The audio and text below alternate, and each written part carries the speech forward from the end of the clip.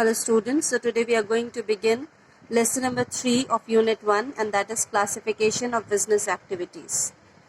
So all the business activities are broadly classified into two main categories, that is industry and commerce. So you have read about business till now, that business is concerned with exchange of goods and services with the motive of earning property and for the satisfaction of the needs of consumers as well as businessmen. So industry is a part of business as well as commerce. So today we are going to take up this topic, industry. So first of all, coming to the meaning of industries. Industry means production of goods by using human and mechanical power.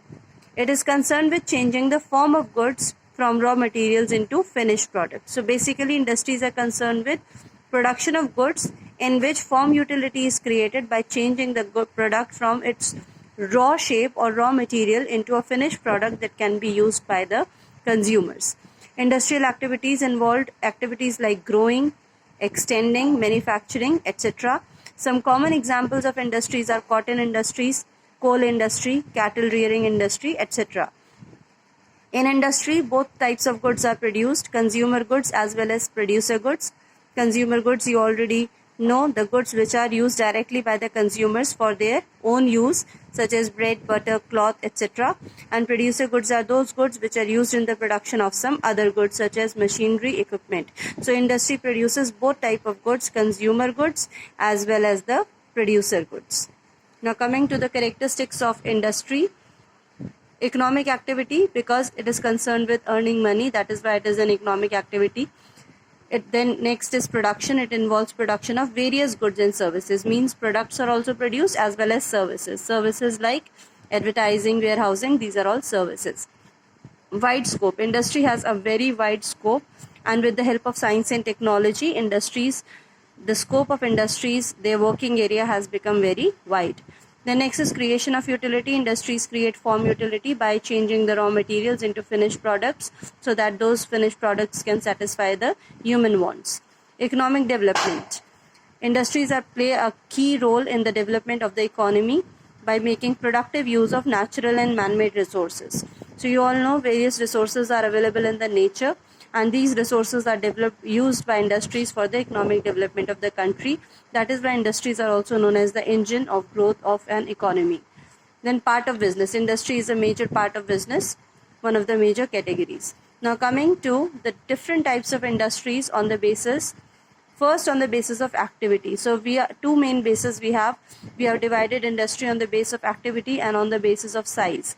So on the basis of activity, we have primary industries, we have secondary industries, and then we have tertiary industries. So these are the main on the basis of activity, and these are further divided into different parts. So primary industries are concerned with providing raw materials, means taking out raw material from the nature. Primary industries are further divided into two parts, genetic industries and extractive industries. Genetic industries, those industries which are concerned with reproduction and multiplication of plants and animals, which is known as breeding, are known as genetic industries, such as plant nurseries, poultry farms. You all know that here various species of plants are produced, and here in poultry farms production of animals take place. Alright, reproduction process takes place. So whatever is concerned with reproduction of plants and animals is genetic industry. Extractive industries are concerned with extraction of useful materials from the nature, such as from soil, air, water, etc., or beneath the earth's surface. Common example is agriculture, mining, oil exploration. And in these industries, the role of human being is less significant because we are totally dependent upon nature for getting the material. Extractive industries, they provide the raw material which is further used by construction industries and manufacturing industries. There is only one difference between genetic and extractive industries. In case of extractive industries, we are extracting or taking from the nature, we are not adding anything to the nature. Whereas in genetic industries, we are by reproducing and multiplying, we are adding to the nature. Alright, then coming to the on the basis of activity, coming to the second type of industry, that is secondary industries. Secondary industries are the industries which use the material which are provided by the primary industries, and these materials are used for further production. So secondary industries have been broadly divided into two categories: manufacturing industries and construction industries. Manufacturing industries are those industries which are concerned with transforming or changing the raw material into semi-finished and finished products which can be used by the consumers or for further production. So in this, form utility is created by changing the shape and the form of the material obtained from the extractive industries, and thus they create form utility. Very common example is iron ore. Iron ore we get iron ore from the extractive industries, right? And here it is converted into steel in manufacturing industries. Then manufacturing industries are further classified into four main parts: analytical, synthetical, processing and assembling industries. In analytical industries, the raw material is broken into several useful materials. Means one raw material is broken into several parts which are useful. So the keyword here is broken. For example, in oil refinery, crude oil is refined and several petroleum products are obtained from crude oil only. Second is synthetical energy industry. So in these type of industry, what happens here? You are breaking, here you are mixing two or more materials to get a new product. So two or more materials are mixed to get a new product. For example, cement, fertilizer. In cement also, you know, so many things are mixed together to get cement. All right. So what you are doing in synthetical mixing. In processing industries, a single material goes through various stages. Means a product is processed through various stages. Common example is cotton textile industry, in which cotton passes through spinning, weaving, dyeing, bleaching and printing process, and finally you get a proper cotton cloth. All right, so you can see a whole process is going on here. Different stages are involved. That is why it is known as processing industry. Then next is assembling industry. In this also, the manufactured components are combined together either with the help of machines or with the help of chemicals. Common example I am taking here is that of automobiles. Suppose you take the example of car. So in a car, all the parts are manufactured in different industries. Steering wheel, tires, engines, all are manufactured in different industries, and then they are combined together, and then when automobile, a car is made. All right, so that is why they are known as assembling. Next, coming to B part of secondary industries, that is construction industry. So whatever industries are concerned with construction of buildings, roads, dams, etc., these are known as construction industries, and they use the material that is provided by the manufacturing industries.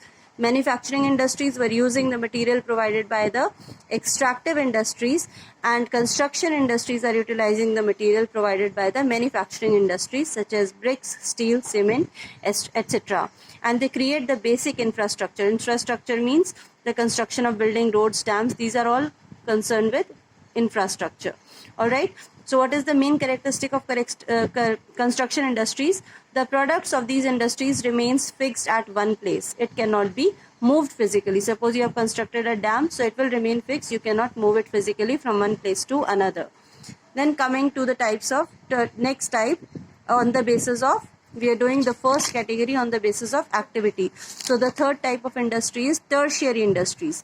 Tertiary industries, or you can say the industries, supportive industries, because they provide support to the primary and the secondary industries. Without tertiary industries, it is not possible for primary and secondary industries to function. These involve transportation industry, warehousing, banking, insurance. So you all can imagine that without these things, without transportation, without banking, without storage, without insurance, no industry, we cannot run any industry, because every industry needs these things. So that's why these are called tertiary industries or support industries, which provide support services. It has two types, although they are not there in the syllabus. So just for the meaning, I am telling you, heavy industries are those which produce heavy products such as ships, aircrafts, locomotives, machinery. Light industries which produce consumer goods such as daily use products, cosmetics, business, etc. Now coming to the second category of industries, and that is on the basis of size. On the basis of size or investment, you can say. Here the industries have been divided into small four parts: micro, small, medium and large scale units. Micro units are those units, so every unit is divided into two parts: manufacturing industry and service enterprise. So in a micro unit, if it is a manufacturing unit, then the investment is up to only 25 lakhs, and in a service enterprise it is up to only 10 lakhs. Means the capital that is brought, it is only this much. If it exceeds, then it will change to small unit. In a small unit, if it is a manufacturing industry, the investment is more than 25 lakh but less than rupees 5 crores. If it is a service enterprise, the investment is more than 10 lakhs but less than rupees 2 crores. In medium units, if it is a manufacturing industry, again the investment is more than 5 crores but less than 10 crores. And in case of service enterprise, the investment is more than 2 crores and less than 5 crores. In case of large units, if it is a manufacturing unit, the investment is more than 10 crores, and in case of service enterprise, the investment is more than 5 crores. Alright, so this is the topic for today. PDF has already been sent to you. Do the work accordingly. Thank you.